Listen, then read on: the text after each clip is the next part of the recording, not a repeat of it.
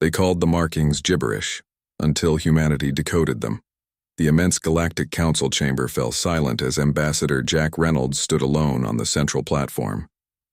His heart pounded in his chest, but he kept his face calm. Around him, towering alien representatives from over 200 species watched from tiered seating that rose like a massive amphitheater. Some leaned forward on tentacles, others hovered in anti-gravity fields, and many whispered through breathing apparatus.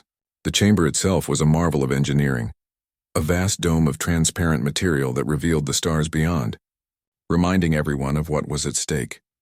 Massive holographic displays floated above, showing Earth under blockade. The blue-green planet looked small and vulnerable with the Council's enforcement fleet, hundreds of ships with weapons that could reduce continents to ash, forming a ring around it. The Grand Arbiter, a crystalline entity named Vorux, floated forward. Light refracted through its body in patterns that conveyed emotion more clearly than any facial expression could. Right now, those patterns suggested contempt. The species known as humanity, Vorux announced, its voice translated and amplified throughout the chamber, stands accused of unauthorized archaeological interference, a grave offense against Galactic Law Section 87 Delta. Whispers rippled through the assembly. Jack heard snippets. Primitive apes. Barely mastered interstellar travel. Should have been contained to their system. Jack straightened his shoulders. He was not just representing himself or even just Earth. He represented all of humanity. 7 billion lives depended on what happened in the next few minutes. The Council has deliberated, Vorux continued. Given humanity's limited understanding of galactic culture, we have decided to be merciful. All archaeological findings from the Mars site will be surrendered immediately. Human memory of these findings will be selectively removed. A monitoring station will be established in your solar system to prevent future violations. Jack reached into his pocket and withdrew a small obsidian cube. The reaction was immediate. Senior council members jolted upright, tentacles and appendages gesturing in alarm. Security drones moved closer. You called the markings gibberish, Jack said calmly, his voice carrying through the suddenly tense chamber.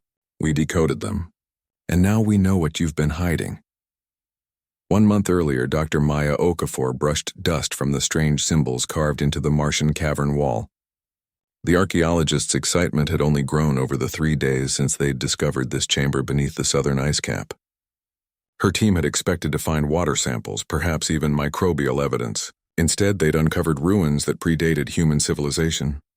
Any progress on the translation? She asked, glancing back at her colleague. Dr. Eliza Reyes, the team's linguist, shook her head. Nothing makes sense. It follows no pattern I recognize. It's almost like what? Like it wasn't meant to be read by ordinary means. Maya's radio crackled. Dr. Okafor, came Commander Wu's voice, we have visitors. A ship just entered orbit. They're claiming jurisdiction over this site under something called the Galactic Heritage Protection Act. Maya and Eliza exchanged confused looks. What ship? NASA didn't mention any other missions. Not one of ours, Wu replied, voice tight. Not from Earth at all. Director Thomas Harlow of Earth Intelligence reviewed the footage from Mars for the 10th time. The visitors, the first confirmed extraterrestrial contact in human history, had been polite but firm. They represented something called the Galactic Council, a governing body of spacefaring civilizations. The ruins on Mars were protected under their laws, and humans were to cease excavation immediately.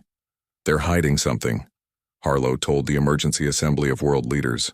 Their representative, this Zithra, practically panicked when he saw how much we'd uncovered. But we complied, the president of the European Federation pointed out. We ordered the team to stand down. Officially, yes, Harlow nodded. Unofficially, I've kept Dr. Reyes working on the symbols we already documented. And there's something else. They scanned our systems, but they don't know about our backup servers or our quantum communication network.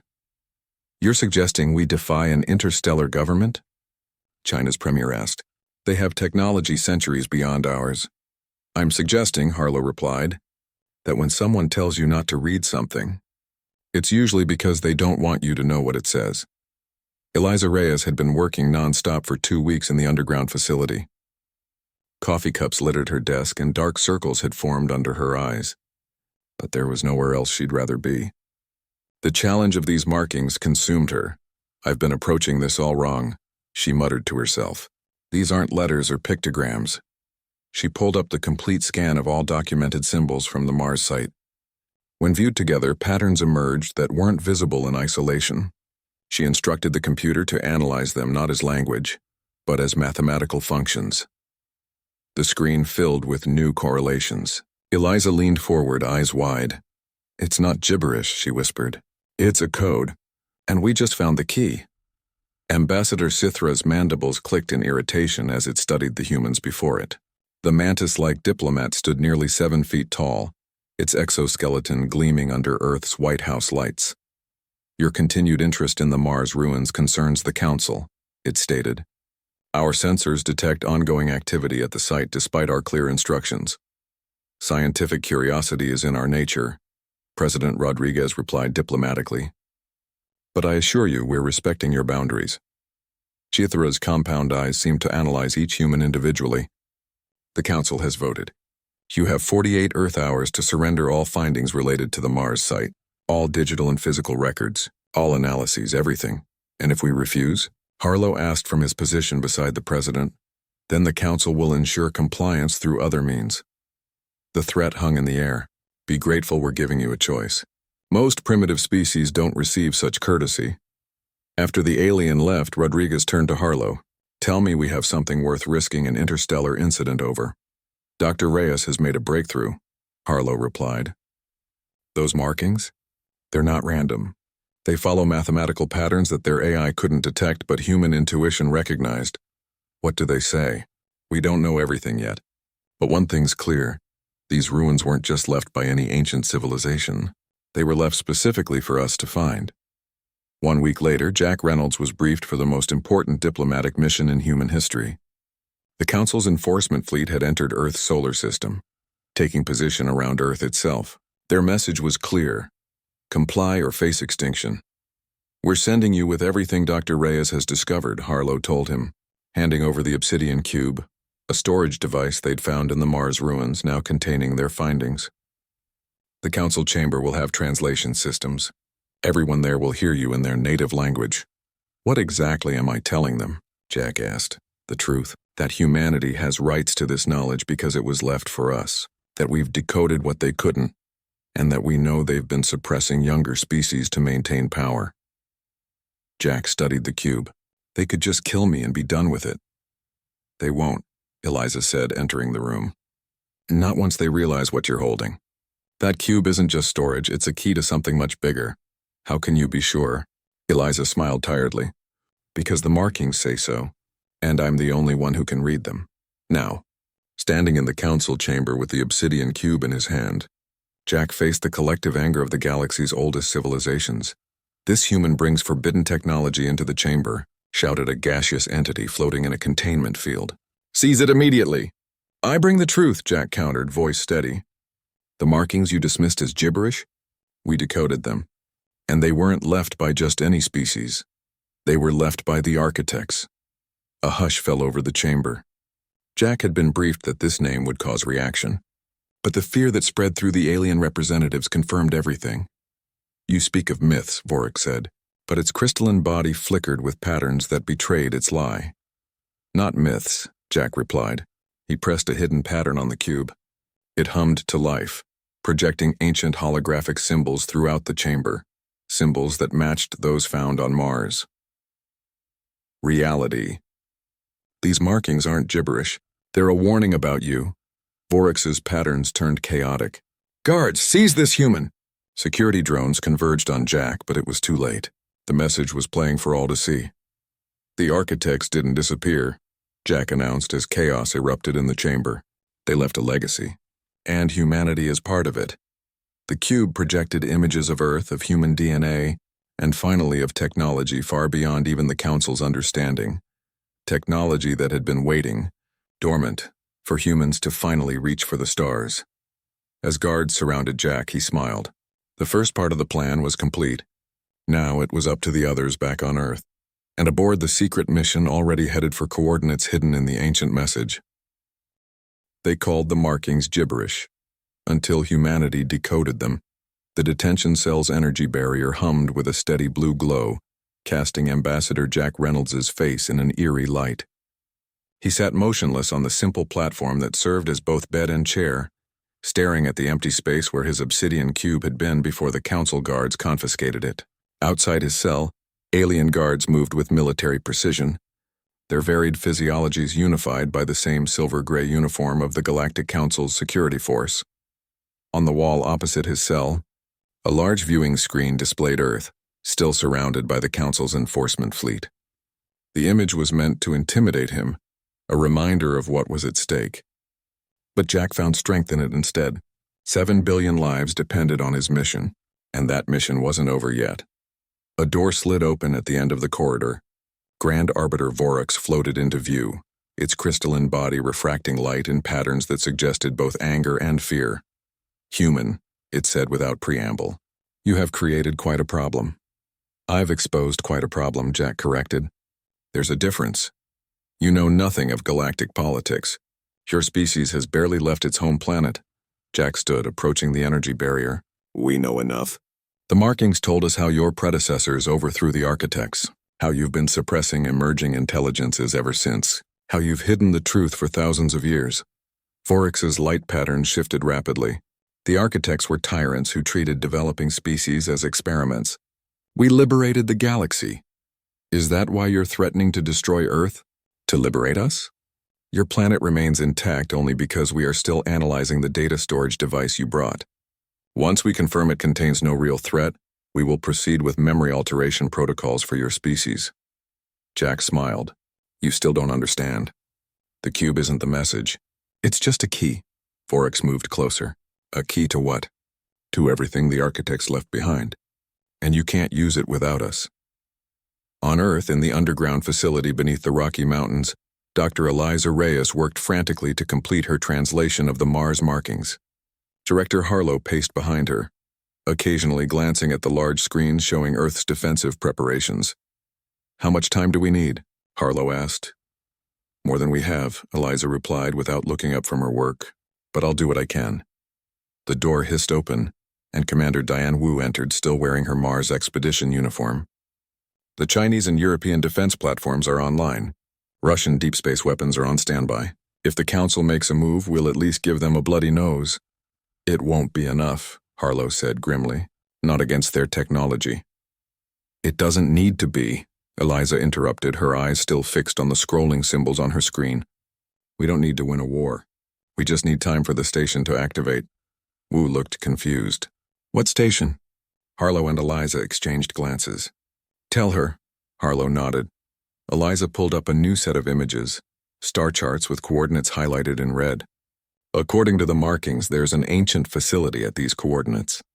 The architects built it as part of a network spanning the galaxy. Most of the network is dormant, but this station is a primary node. And we believe," Harlow added, "that humans are somehow genetically keyed to activate it." "How is that possible?" Wu asked. "The architects disappeared millions of years before humans evolved." "That's what we need to find out," Eliza said, "which is why we sent a ship there 3 days ago." The Mars excavation site lay quiet under the red sky. Most of the human team had been evacuated after the Council's warnings, but automated equipment continued to record and analyze.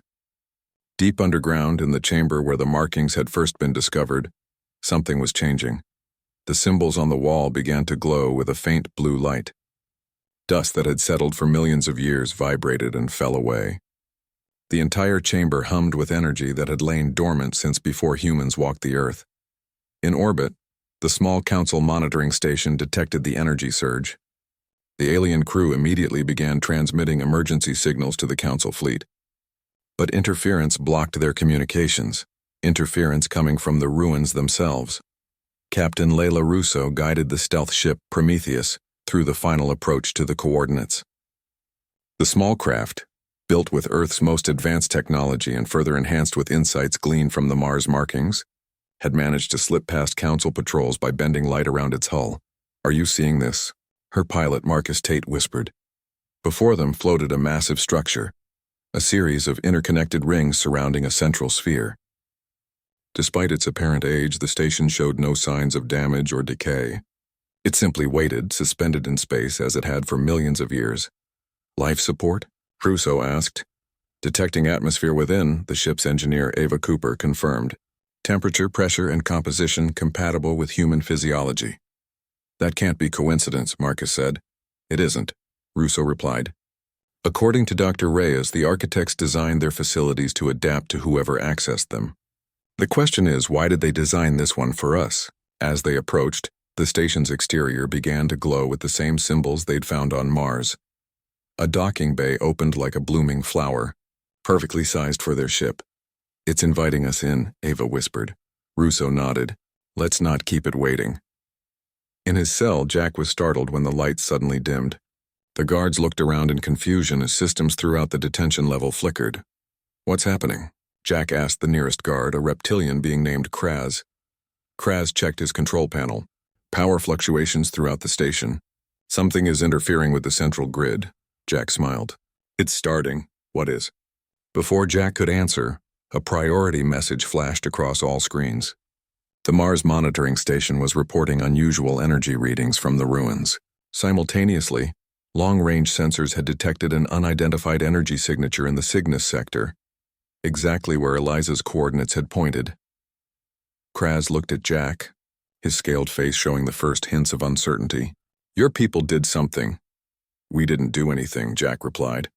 We just finished what the architects started. The detention level doors slid open again. This time, a group of Council Inner Circle members entered, the true power behind the public face of the Galactic Council. Unlike Vorax, these beings rarely showed themselves to lesser species. They moved with the confidence of those who had ruled the galaxy for millennia. The leader, a tall, willowy being with skin like burnished gold, approached Jack's cell. I am Nexus Prime, Elder of the Inner Circle. Your primitive display has caused quite a stir, human. Good, Jack replied simply.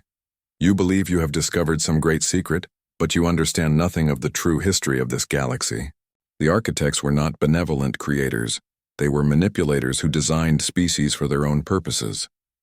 And what purpose did they design humans for? Jack asked. Nexus Prime's eyes narrowed. That is what we intend to determine. You will tell us everything your linguist discovered. Or what? You'll threaten Earth again? Destroy my home planet? You've already played that card. We have other methods, Nexus Prime gestured, and guards brought forward equipment Jack didn't recognize. Your mind will give us what we need. Suddenly, alarms blared throughout the facility. One of the Inner Circle members received an urgent communication, then turned to Nexus Prime with obvious distress. The human ship at the Architect Station, they've gained entry. The station is powering up systems across 3 sectors. Nexus Prime's composure cracked. Impossible. The safeguards have accepted them, the messenger finished. The station recognizes them as authorized users. Jack couldn't help but laugh. You still don't get it, do you? The markings weren't warnings left by the architects. They were instructions. For us? Captain Russo and her team moved cautiously through the station's corridors. The interior walls glowed softly, illuminating their path. Despite millions of years of dormancy, everything looked pristine, as if it had been built yesterday. It's responding to us, Ava said, monitoring readings on her tablet.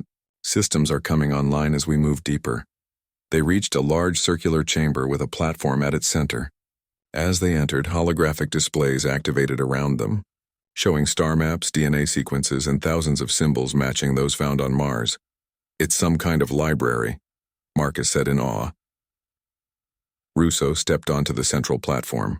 Immediately, a holographic figure appeared before her, humanoid but clearly not human, with elongated limbs and features that seemed to shift subtly as they watched. Genetic profile confirmed, the figure said in perfect English. Human presence authenticated. Welcome, inheritors. Inheritors? Russo asked. What does that mean? The figure's face showed something like satisfaction. It means the long wait is over. The architect's legacy has found its rightful heirs. Who were the architects? Ava asked. We were the first to achieve interstellar civilization in this galaxy. We seeded worlds, guided evolution, created the foundations for life as you know it. Including humans? Marcus asked. They called the markings gibberish, until humanity decoded them. The ancient station hummed with awakening power as Captain Layla Russo placed her palm on the central console. Blue light traced the lines of her hand, scanning and confirming her DNA sequence. Around her, the circular chamber expanded as hidden sections revealed themselves, holographic displays blossoming like exotic flowers. "Captain," Engineer Ava Cooper called out, her voice echoing in the vast space. "The station's transmitting signals across multiple frequencies. It's broadcasting to everywhere." Marcus Tate, the ship's pilot, studied the star charts that had appeared above them. Tiny points of light blinked on across the galactic map. Hundreds, then thousands of them. Those are architect installations, he realized, all activating simultaneously. The holographic figure of the architect interface shimmered beside Russo. It had taken the form of a tall, elegant being with features that seemed to blend aspects of every sentient species they knew. "The network has been dormant for 2.7 million years, it explained. "Now it recognizes authorized users once again." "Us," Russo said. "It recognizes humans. You carry the key in your genetic code," the interface confirmed. "A signature the architects embedded in your earliest ancestors, a potential that would only express itself when your species reached sufficient technological and cognitive development." Marcus pointed to a flashing section of the map. "That's our solar system. Something's happening there." The interface nodded. "The Mars installation has fully activated. It was meant to be your first discovery, a gateway to the larger network." Russo frowned. "The Council didn't want us to find it. They tried to stop us." "The Council species overthrew the architects," the interface replied, its voice carrying a trace of what might have been sorrow. "They have built their civilization on hidden foundations, technology salvaged from our ruins, knowledge stolen from our databases. They fear what would happen if younger species discovered the truth." "Which is?" Ava asked. "That the galaxy was meant to be shared, not controlled. That the architects created the Council species to cooperate with others, not dominate them." The interface's expression hardened. "That their entire power structure is built on a lie." A new alert flashed across the displays. The interface's eyes widened slightly. "The Council fleet above your homeworld is mobilizing weapons platforms. They intend to destroy Earth before the network can fully integrate with your species." Russo straightened. "Can we stop them? We can. But you must make a choice. The station's defensive systems can be activated, but only by authorized command." "By human command." Russo exchanged looks with her crew. They had come seeking knowledge, not to start a war. But Earth's survival was non-negotiable. "Show me," she said firmly. The interface gestured and a new control panel emerged from the floor. "Place your hand here and give the verbal command to activate defense protocols. The network will respond." Russo took a deep breath and placed her hand on the panel. "Activate defense protocols. Protect Earth." The station vibrated beneath their feet as ancient systems roared to life. On Earth, Eliza Reyes watched in amazement as the symbols on her screen transformed. What had been static markings were now flowing, changing, expanding into new configurations that her translation algorithms struggled to process. "It's not just a message anymore," she told Director Harlow as he entered the control room. "It's becoming a manual. Technical schematics, historical records, star charts, and can you make sense of it?" Harlow asked urgently. "Some of it. There's something about a network awakening." And she stopped, eyes widening at new information scrolling across her screen. "The architects didn't just leave knowledge. They left technology, integrated into Earth itself." "What do you mean?" Eliza pointed to geological data appearing alongside the translations. "There are installations buried deep beneath our oceans, inside mountains, under the ice caps. Dormant architect technology that's been here since before humans evolved. It's all connected to the Mars site, and it's all coming online." Alarms blared across the facility. Commander Wu rushed in, her face grim. "The Council fleet is powering weapons. Orbital defenses are responding, but we won't last long against their firepower." Harlow moved to the communications station. "Any word from Ambassador Reynolds?" "Nothing since his detention," Wu replied. "But our intelligence suggests chaos in the Council. Something's interfering with their systems." Eliza's screen suddenly flickered, then stabilized with new information. "The network," she breathed. "It's creating a defense shield around Earth. The architects built safeguards to protect their inheritors. Outside, in the cold vacuum of space, the Council's massive warships trained planet-killing weapons on Earth. But as they prepared to fire, a shimmering barrier materialized in their path, a protective field emanating from points all across Earth's surface where ancient technology had lain hidden for millions of years. The council ships fired. Energy beams of devastating power struck the barrier, only to be absorbed and dissipated. Missiles detonated harmlessly against the shield. For the first time in their long history of conquest, the council's military might had been rendered impotent. Jack Reynolds moved through the corridors of the council station with Kraz beside him. The reptilian guard had made a choice when the systems began failing, to help the human rather than stay loyal to masters who had oppressed his own species for generations. The inner circle will be in the emergency command center, Kraz explained as they navigated the confusion. Alarms blared and aliens of various species ran in all directions. They have protocols for situations like this. Situations like what? Jack asked. Has anything like this ever happened before? Kraz's scaled face showed what might have been a smile. No, but they've feared it for millennia. The return of the architects or their vengeance. They reached a secured door that Kraz's access card opened. Inside was a circular chamber with stations for each of the 12 Inner Circle members. Most were already occupied, with Nexus Prime at the central position. The golden-skinned elder was issuing commands with increasing desperation. Override the security protocols. Cut the connection to the network. Deploy the forbidden weapons if necessary. None of the Inner Circle noticed Jack and Kraz enter until Jack spoke. It won't work, he said calmly. The systems aren't yours to command anymore. Nexus Prime spun to face him. How did you escape?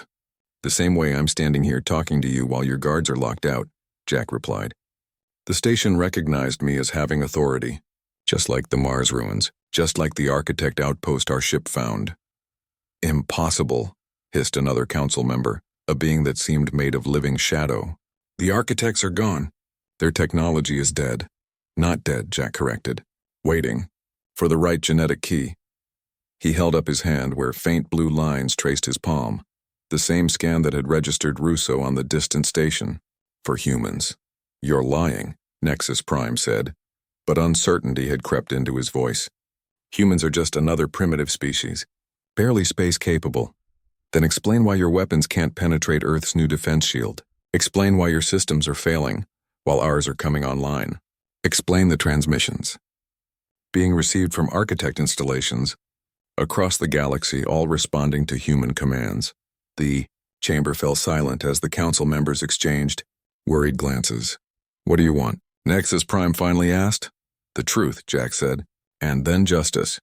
In a secure chamber deep within the council capital world of Centralis, the most ancient records were kept. Access was restricted to only the highest levels of the Inner Circle. But as the architect network reactivated across the galaxy, locks disengaged and sealed doors opened. Inside, preserved in stasis fields, were artifacts from the overthrow of the architects, physical evidence of the rebellion that had reshaped galactic history. And now, as the fields failed, that evidence was exposed. Among the items was a simple data crystal, the original record of the Council's founding, the true history that had been hidden for millions of years. As its containment field died, the crystal activated, projecting its contents throughout the chamber. The truth that the Council had suppressed for eons was finally free. On the architect station, Russo and her team had accessed the central database. The information flowing through the displays was overwhelming, the accumulated knowledge of the first and most advanced civilization the galaxy had ever known. According to this, Ava said, studying historical records, the architects didn't just seed life throughout the galaxy. They guided its evolution on thousands of worlds. But they weren't controllers or conquerors, Marcus added, reading from another section. They saw themselves as caretakers. They wanted species to develop independently once they reached a certain point. Which is why they retreated when the rebellion started, Russo realized. They could have crushed it, but that would have violated their own principles. The interface nodded. The architects valued free development above all. When faced with destroying the rebelling species or withdrawing, they chose the latter. But they left behind safeguards, Russo said, and us. They called the markings gibberish, until humanity decoded them. The Earth Defense Fleet positioned itself between the planet and the retreating Council ships. Human vessels that had once seemed primitive now glowed with newly integrated architect technology.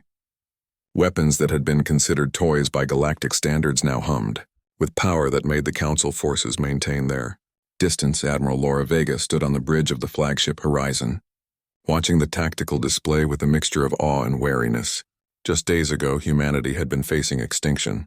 Now they were dictating terms. Council ships are continuing their withdrawal, her tactical officer reported. They're maintaining communication silence except for basic navigational signals. Laura nodded. Keep our defense grid active. Trust is earned, not given. Her communication officer turned from her station. Admiral, we're receiving a transmission from Mars. It's Dr. Reyes. The main screen shifted to show Eliza's face. She was in the heart of the Mars installation, surrounded by glowing symbols that seemed to float in the air around her. Admiral, Eliza greeted her. The integration is proceeding faster than expected. Earth's dormant architect systems are now at 78% activation. Any hostile reactions from the Council? Not anymore, Eliza replied with a smile. I think they've realized they're outmatched for the first time in their history. But that's not why I'm calling. We've received a transmission from Ambassador Reynolds. The screen split to show Jack's face. He looked tired but triumphant. Admiral, he nodded in greeting. I'm currently aboard the Council Capital Station with several members of the Inner Circle. They've agreed to negotiations. Negotiations? Laura raised an eyebrow. They were about to glass our planet. Circumstances have changed, Jack replied diplomatically. The activation of the Architect Network has shifted the balance of power throughout the galaxy. And not just for us. Dozens of younger species that the Council has been suppressing are now gaining access to the same technology we are. The Council is facing rebellions on multiple fronts, Eliza added. They need these negotiations more than we do. Laura considered this. What are their terms? That's the interesting part, Jack said. They don't get to set terms anymore. We do, along with representatives from all affected species. The Council's authority is crumbling hour by hour. What do you suggest? Jack's expression turned serious. We need to be careful here, Admiral. We've gone from an endangered species to a galactic power in a matter of days. How we handle this moment will define humanity's place among the stars for centuries to come. We could demand reparations, Laura suggested. Accountability for their attempt to wipe us out. We could, Jack nodded. But I think there's a better way. One that aligns with what the architects intended when they left their legacy to us. I'm listening. The architect interface. On Captain Russo's station has proposed a galactic assembly, a new governing body with representatives from all spacefaring species, including those the Council tried to keep down. Not dominance replaced with new dominance, but true cooperation. Laura frowned. And you trust the Council to abide by this? They won't have a choice, Eliza interjected. The Architect Network is still awakening across the galaxy. Every hour, more installations come online, responding to human DNA signatures. The power dynamic has permanently shifted. There's something else, Jack added. Something the Council has been hiding for millennia. The architects aren't extinct. They retreated beyond the galaxy, waiting for their inheritors, us, to find their message and reactivate the network. Laura's eyes widened. They're coming back? According to the records Captain Russo found, yes. They've been monitoring the galaxy from intergalactic space. The network awakening is their signal to return. When? Soon, Jack replied. And when they do, everything changes again. Captain Russo stood in the Architect Station's control center, watching as her crew worked with the holographic interface to understand the vast knowledge base they'd accessed. The more they learned, the more staggering the implications became. The network extends to over 12,000 installations across the galaxy, Ava reported, scrolling through star charts.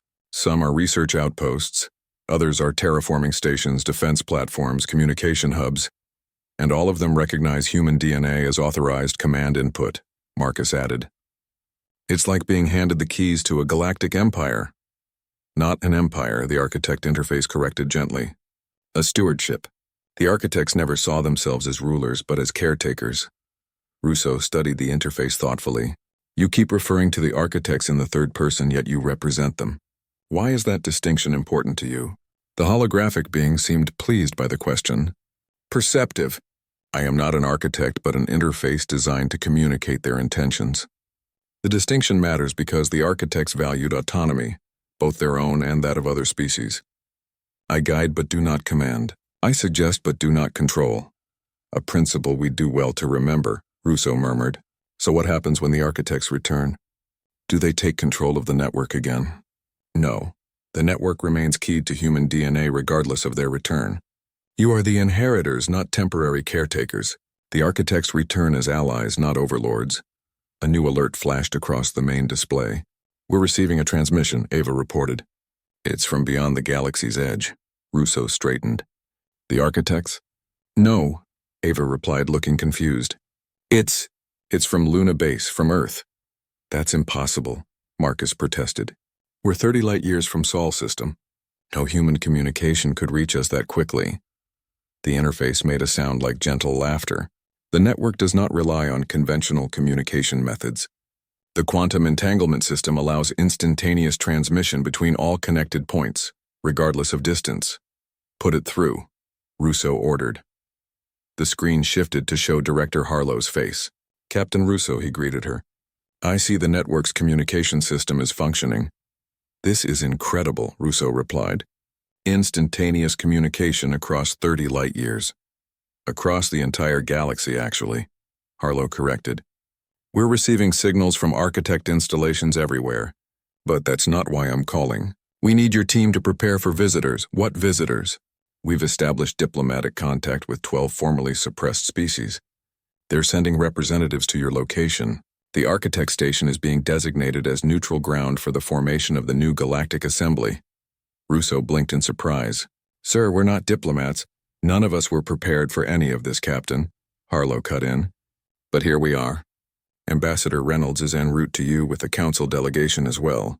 The first assembly meeting is scheduled for 72 hours from now. That's hardly enough time to prepare. The interface will assist you, Harlow assured her. And Captain, there's one more thing. Our deep space monitoring stations are detecting something approaching from intergalactic space. Multiple objects, massive energy signatures unlike anything we've ever seen. Russo glanced at the interface, which nodded solemnly. The architects, she said. They're coming home. Beneath the surface of the council capital world Centralis, Jack Reynolds and Kraz moved through ancient vaults that had been sealed for millions of years.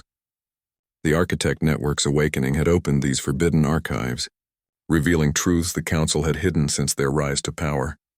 They really did try to erase everything, Kraz said, his reptilian eyes taking in the vast repository of architect knowledge and technology, all of this kept from the galaxy for eons. Knowledge is power, Jack replied, examining a stasis field containing what appeared to be an architect tool of some kind. And the council didn't want to share power. My people were among the first they conquered, Kraz said quietly. We were a young spacefaring civilization when the council found us. They called it integration, but it was subjugation. They took our worlds, our resources, and left us just enough autonomy to serve them. Jack placed a hand on the reptilian's armored shoulder. That ends now. Your people will have a voice in the new assembly. They reached the central chamber of the vault, where the most closely guarded secrets had been kept. Here, protected by the most advanced security measures the council possessed, was evidence of their original sin. The overthrow of the architects and the suppression of the truth. The security fields had failed with the network's awakening. Now ancient data crystals glowed softly in their containment units, ready to share their secrets after millions of years of silence. These contain the unaltered records of the rebellion, Kraz explained, his voice filled with wonder. The council's actual history, not the sanitized version they teach. Jack approached one crystal that seemed to pulse more brightly than the others. As he neared it, the crystal projected a holographic display, a recording from the final days of the architect civilization in the galaxy. It showed a meeting between architect representatives and the leaders of what would become the council species. The architects, tall and luminous beings with features that seemed both familiar and alien, spoke with calm dignity. We have guided your development for 100,000 years. Now you have achieved They called the markings gibberish, until humanity decoded them. The architect station's grand chamber had transformed to accommodate the most significant gathering in galactic history. Representatives from over 50 species sat in a circular arrangement, with no position elevated above. Others, a deliberate design that stood in stark contrast to the tiered council chambers where hierarchy was physically embodied. Ambassador Jack Reynolds took his place in the human delegation alongside Captain Russo and her crew.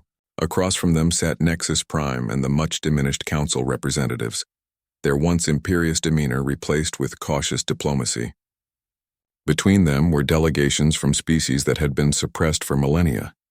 The reptilian draconians led by Kraz, the gaseous Valerians, the crystalline Lithians, and dozens more. In the center of the chamber, the architect interface projected itself larger than before, serving as mediator for this unprecedented assembly. For 2.7 million years, it began, the galaxy has been ruled through deception and force. Today marks the beginning of a new era, one built on cooperation and shared knowledge. The architect's network has recognized its inheritors and awakened. The balance of power has shifted permanently. The Council rejects these proceedings, Nexus Prime interrupted, though his voice lacked conviction. We remain the legitimate governing authority of civilized space. A ripple of derisive sounds moved through the chamber. Clicks, hums, and other vocalizations that needed no translation to convey their meaning. Kraz stood, his scaled body gleaming under the chamber's lights. The Council's authority came from superior technology and the suppression of knowledge. Both advantages are gone. The Draconians recognize this assembly as the new governing body of the galaxy. One by one, representatives from other species rose to agree. Even some former Council allies defected, sensing the irreversible change in galactic politics. Jack watched Nexus Prime's golden skin darken with emotion. The Elder had ruled for thousands of years, longer than human civilization had existed. Now his power was evaporating before his eyes. What do humans want from this? Nexus Prime asked Jack directly, his voice carrying a hint of desperation. Revenge? Domination? Will you rule as we did? Jack stood to address not just Nexus Prime but the entire chamber. Humans want what all species want: security, prosperity, and the freedom to determine our own destiny. The architects chose us as inheritors not because we seek to rule, but because we understand something the Council forgot long ago. And what is that? Asked a Valerian representative, its gaseous form swirling with interest. That true strength comes from diversity, not conformity. From cooperation, not control. Jack gestured to the varied assembly. Look around you. Each species here has unique perspectives, unique abilities, unique contributions to make. Together, we are greater than the sum of our parts.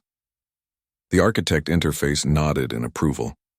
This was the founding principle of the architect's vision for the galaxy. Not a hierarchy, but a community. Not subjects, but partners.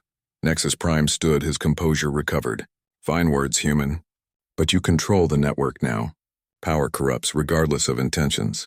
What guarantees do we have that humans won't become the new tyrants? It was Captain Russo who answered, rising from her seat beside Jack. The network itself is the guarantee. The architects designed it to respond to human commands, yes, but also to withdraw that response if we stray from certain principles. It's a safeguard against exactly the kind of domination the Council practiced. She speaks the truth, the interface confirmed. The network monitors the balance of power. It cannot be used to oppress, only to protect and elevate. A new voice entered the conversation, Dr. Eliza Reyes, joining via quantum communication from the Mars installation. There's another safeguard as well, she added.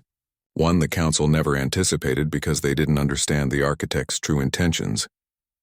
Explain, demanded a Lithian representative, its crystalline body refracting light in patterns of curiosity. The architects didn't just choose humans as inheritors, Eliza said. They designed the network to eventually recognize other species as well, those who demonstrate the capacity for cooperation, innovation, and peaceful coexistence. We're simply the first key in a much larger lock. Murmurs spread through the chamber as the implications sank in. The Council's fundamental mistake, Jack continued, was believing that power must be hoarded to be maintained. The architects understood that true power grows when it's shared, and that's the foundation on which we'll build this new galactic assembly.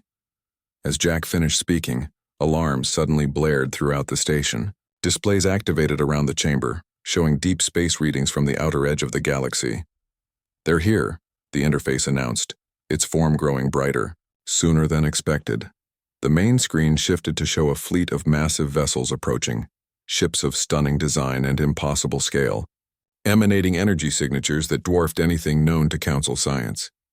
They moved with perfect coordination, like dancers in a cosmic ballet. The architects, Nexus Prime whispered, genuine fear in his voice for the first time. Yes, the interface confirmed. After 2.7 million years in exile, they returned to the galaxy they seeded. Fear spread through the chamber, even among species that had welcomed the Council's downfall. The architects were not just former rulers but nearly mythological beings, creators who had shaped worlds and species throughout the galaxy. Jack stood firm. This is not the time for fear. This is the moment we've been preparing for, the reason the markings were left for us to find. The architects returned not as conquerors but as allies. How can you be certain? Asked a nervous Valerian.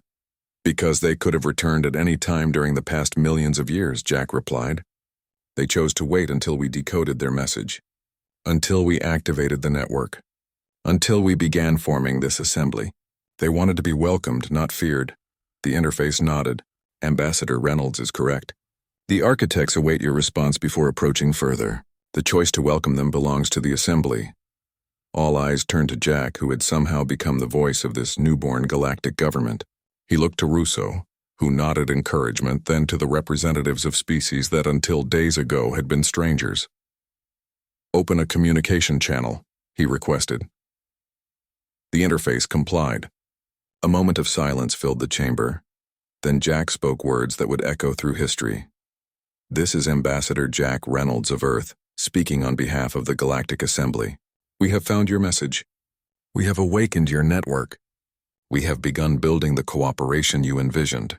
The inheritors welcomed the architect's return. For a long moment there was silence. Then a response came, not in words but in a harmonious sequence of tones that somehow conveyed meaning directly to the mind of every being in the chamber. The interface translated, "We have watched.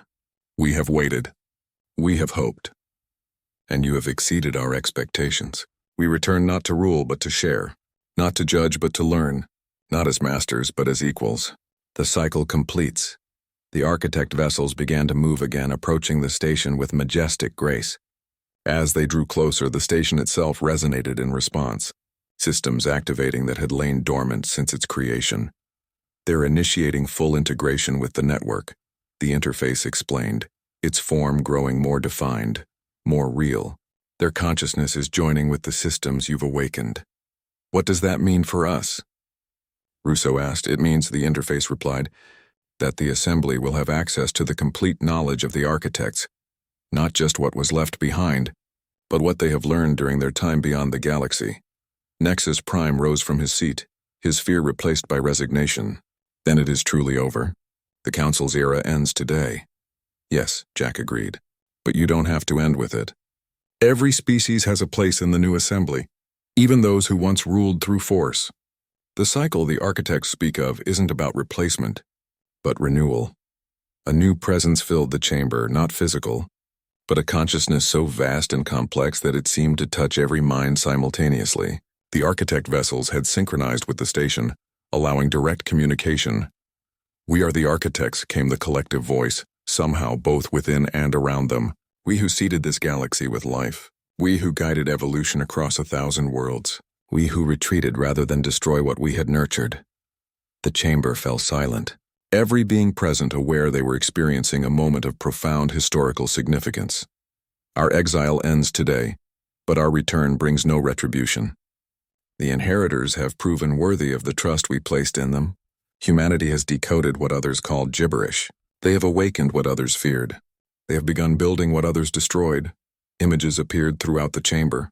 Planets being transformed, species evolving, civilizations rising. The architect's history of the galaxy, shown in its fullness for the first time in millions of years. "We offer a new covenant," the architects continued, "not between rulers and subjects but between equals. Every species represented here has a unique perspective, a unique contribution, a unique destiny. Together,